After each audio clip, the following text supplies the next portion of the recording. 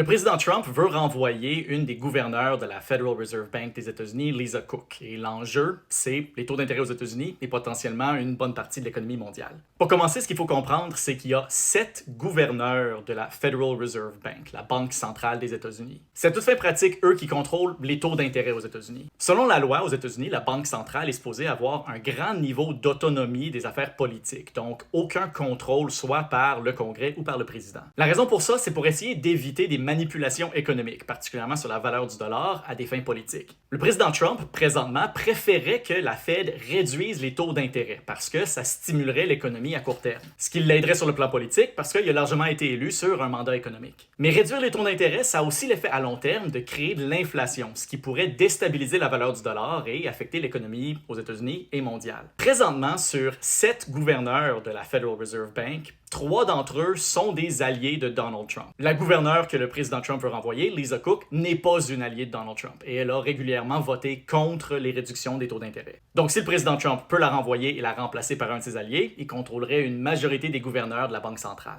Selon la loi, une gouverneure de la Banque centrale peut seulement être renvoyée pour cause et ça, c'est jamais arrivé dans les 112 ans de la Fed. Alors on ne sait pas exactement qu'est-ce que ça veut dire une cause. Pour la renvoyer, le président Trump cite comme cause qu'elle aurait dans le passé déclaré 2 résidences primaire pour avoir 2 hypothèques différentes. Ça, selon le président Trump, ce serait une fraude qui est suffisant pour lui donner une cause pour la renvoyer. Mais ici, il faut dire qu'il n'y a eu aucune accusation criminelle ou civile contre elle et on ne sait même pas si ce qu'elle a dit c'était faux ou si ça n'a pas été dévoilé correctement aux banques. Alors, Mme Cook conteste son congédiement et a lancé une poursuite contre le président Trump pour l'empêcher de la renvoyer. Vu l'enjeu, le cas judiciaire va être très important. On peut s'attendre à une longue bataille devant les tribunaux. Les marchés internationaux vont beaucoup y porter attention parce que si les gens commencent à croire que le président des États-Unis a trop de contrôle sur la valeur du dollar, ça pourrait affecter leur confiance dans le dollar américain en général.